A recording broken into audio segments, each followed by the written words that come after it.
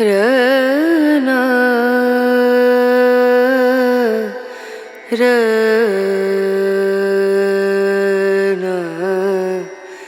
रनु। प्रसाद जी हिंदी साहित्य में आकाशदीप की तरह हैं और यह दीप, यह ज्योति, यह रोशनी प्रसाद जी ने बनारस से पाई। जीने का अधिकार तुझे क्या, क्यों इसमें सुख पाता है? मानव तूने कुछ सोचा है, क्यों आता क्यों जाता है? तो जयशंकर प्रसाद सिर्फ अकादमिक दुनिया के लेखक नहीं हैं। यूँ देखा जाए तो भारतीय साहित्य साधना जो है, उस भारतीय साहित्य साधना के सशक्त हस्ताक्षर के रूप में वे हमारे समक्ष उपस्थित हैं। विराट मानवता की जो महत्वपूर्ण संकल्पना है उसको हम कैसे साकार कर सकते हैं, ये सबसे महत्वपूर्ण सीख हमें प्रसाद साहित्य देती है। शिव के त्रिशूल पर बना बनारस, यहां है शिव भक्ति का अद्भुत रस। साधु संतों को मिले सम्मान यहां, देवता गंगा में करते स्नान यहां। काशी की महिमा प्यारी है, काशी की आभा न्यारी है। जिस स्थान से ज्ञान का प्रकाश चारों ओर फैलता है, उसे काशी कहते हैं। पौराणिक कथाओं के अनुसार इस नगर की स्थापना 5000 वर्ष पूर्व की है। ये पवित्र सप्तपुरियों में से एक है। इस नगर का नाम रामायण, महाभारत के अलावा प्राचीन पुराणों और वेदों में भी आता है। काशी को धार्मिक और सांस्कृतिक राजधानी माना जाता है। चिरंतन शाश्वत जो चिंतन, उसको संजोए हुए और वर्तमान के साथ तालमेल बैठा करके चलने की जो संस्कृति है, वह काशी की धरती पर ही प्राप्त होती है। यहाँ अनेक महापुरुष जन्म लिए, आए और उन्होंने अपनी मनीषा से, अपनी ज्ञान प्रभा से, अपने दिव्य आभा से पूरे संसार को आलोकित किया है। काशी ने भारत को कई लब्ध प्रतिष्ठित दार्शनिक, कवि, लेखक, संगीतज्ञ दिए हैं। इन्हीं में से एक नाम जयशंकर प्रसाद का भी आता है, जिन्होंने अपनी कालजयी रचनाओं से भारतीय साहित्य को समृद्ध किया है। जयशंकर प्रसाद के पूर्वज हलवाई वैश्य वंश के थे, जो मूल रूप से सैदपुर गाजीपुर के निवासी थे। वो व्यापार के सिलसिले में वाराणसी आए और चीनी का व्यापार करने लगे थे। चीनी का व्यापार न चलने के कारण इनके पितामह शिवरतन साहू तंबाकू के व्यापार में लग गए। तंबाकू का व्यापार करने के कारण शिवरतन साहू सुंघनी साहू के नाम से प्रसिद्ध हुए। ये परिवार दानी, धर्मनिष्ठ और कलाकारों को सम्मानित करने में अग्रणी था। शिवरतन साहू के व्यापार को उनके पुत्र देवी प्रसाद साहू ने आगे बढ़ाया। देवी प्रसाद साहू और उनकी धर्मपत्नी श्रीमती मुन्नी देवी के आंगन में माघ शुक्ल दशमी संवत 1946 यानी 30 जनवरी 1890 को गोवर्धन सराय मोहल्ले में एक दैदीप्यमान पुत्र की किलकारी गूंजी, जो साहित्य आकाश का एक ऐसा चमकता सितारा बना जिसकी चमक हमेशा बनी रहेगी। जयशंकर प्रसाद ने अपनी प्रारंभिक शिक्षा काशी के क्वींस कॉलेज से शुरू की थी। उसके बाद इनके घर में भी इनकी शिक्षा के लिए व्यापक व्यवस्था की गई। घर पर ही इन्होंने फारसी, उर्दू, हिंदी और संस्कृत जैसी विभिन्न भाषाओं का अध्ययन किया। जब प्रसाद जी 16 वर्ष के ही थे, उसके साथ ही सबसे पहले उनके पिता का निधन हुआ। फिर कुछ वर्षों बाद उनकी माता का निधन हुआ, और जैसे ही वो कुछ संभले, उनके बड़े भाई जो है परिवार के व्यवसाय और परिवार को संभाल ही रहे थे, तब तक उनके बड़े भाई उनका भी देहावसान हो गया और पूरा दायित्व जो है प्रसाद जी के ऊपर आ गया। और उनके बड़े भाई हमेशा उनको कहते थे कि अगर तुम लेखनी करोगे, अगर ये रचना साहित्य में अगर तुम्हारा मन लगेगा तो व्यवसाय कौन देखेगा। कभी कभी वो बहुत द्वंद्व से भी घिर जाते थे, क्योंकि उस समय जो व्यवसाय था और जो सेवक पूरे मतलब व्यवसाय में थे 500 से के लगभग थे, तो उनके परिवार का सारा भरण पोषण ये व्यवसाय पे ही निर्धारित था। इतनी आपदाओं के बाद भी जयशंकर प्रसाद कभी भी अपनी परिस्थितियों से हार नहीं माने और न ही उन्होंने साहित्य साधना से मुंह मोड़ा। घर की परिस्थितियों को संभालते हुए अपने कमरे में ही साहित्य सृजन करते रहे। उनके पितामह थे शिवरत्न साहू, वो एक शिव उपासक भी थे और शिव को जानने में ही जब साधनरत होते हैं आप, जब आप शिव को जानना चाहते हैं तो उसको जानते हुए आपको सौंदर्य और शक्ति सबकी आभास हो जाती है। इसलिए प्रसाद जी ने अपने कामायनी में बहुत अच्छी लिखी है, उज्ज्वल वरदान चेतना का सौंदर्य जिसे सब कहते हैं, जिसे हम सत्यम शिवम सुंदरम कहते हैं। प्रसाद जी के 3 विवाह हुए थे।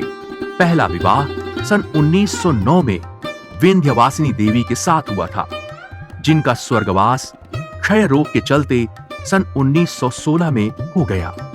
सन 1917 में सरस्वती देवी के साथ उनका दूसरा विवाह हुआ। विवाह के 2 वर्ष बाद ही सन 1919 में पत्नी सरस्वती देवी भी इस दुनिया से चल बसी। सरस्वती देवी के निधन के बाद इनके मन में वैराग्य आ गया था। भाभी लखरानी देवी ने आपको मनाकर दोबारा साहित्य साधना के लिए प्रेरित किया।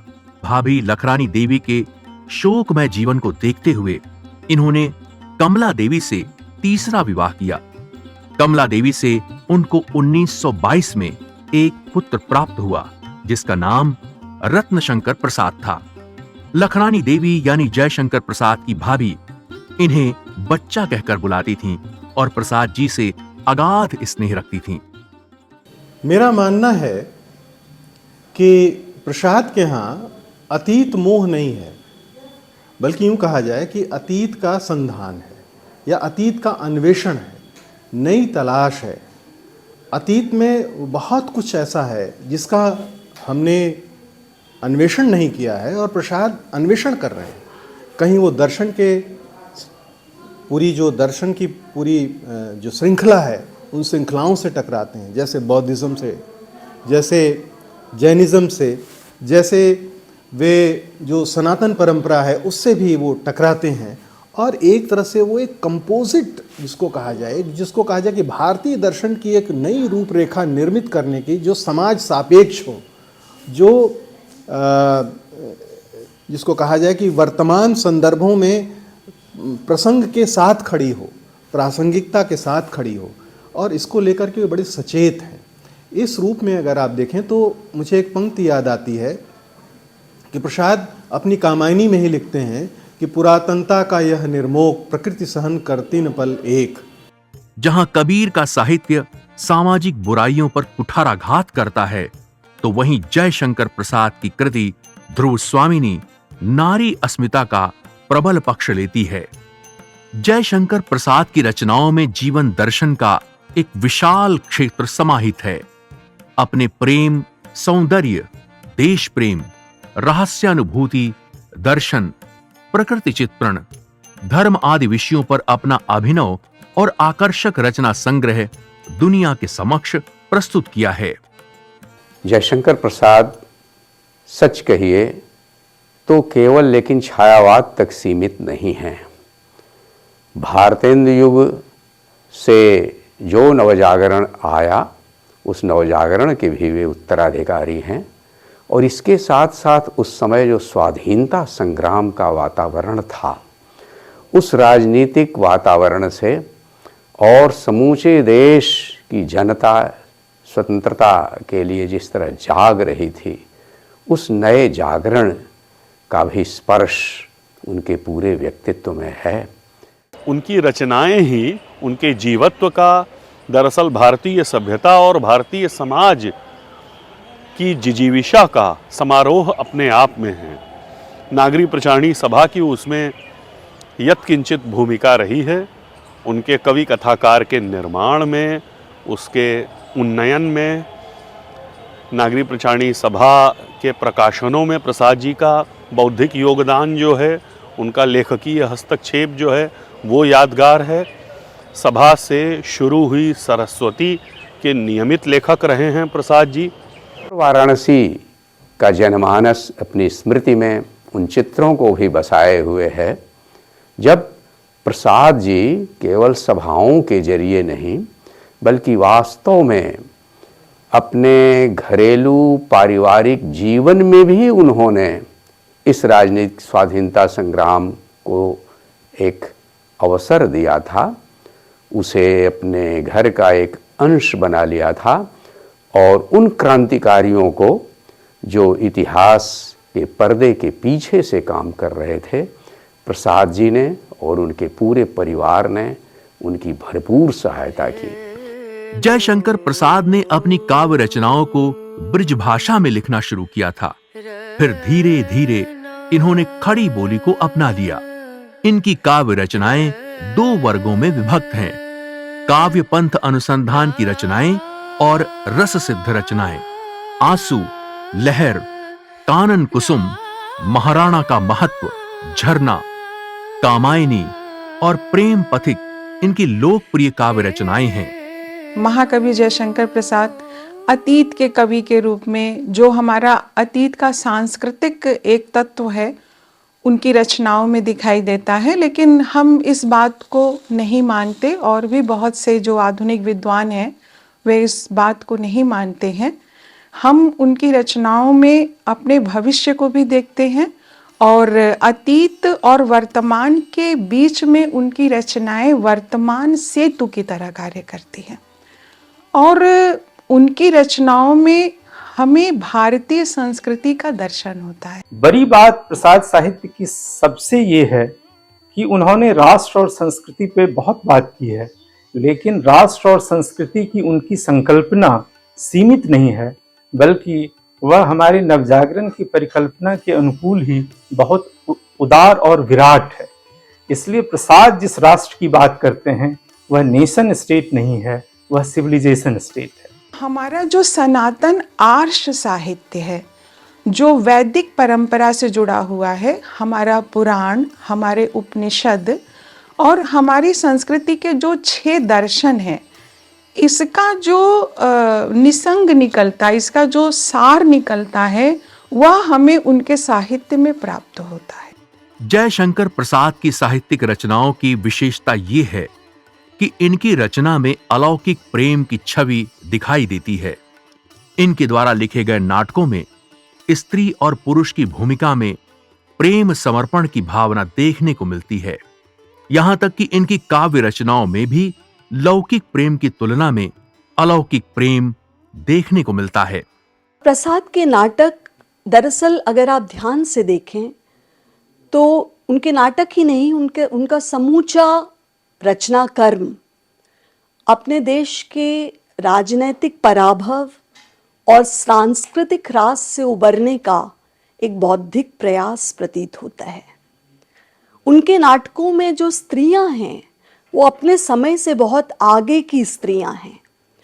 यदि आप ध्रुव स्वामिनी को देखें तो ध्रुव स्वामिनी का जो प्रश्न है वो ऐसा लगता है जैसे उस नवजागरण कालीन स्त्री के मन का प्रश्न है।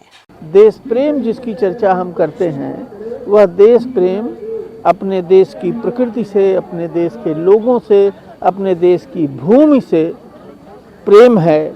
और याद करिए प्रसाद जी की जो गुंडा कहानी है, वह गुंडा कहानी बनारस के अपने एक प्रकृति को दिखाती हुई कहानी है।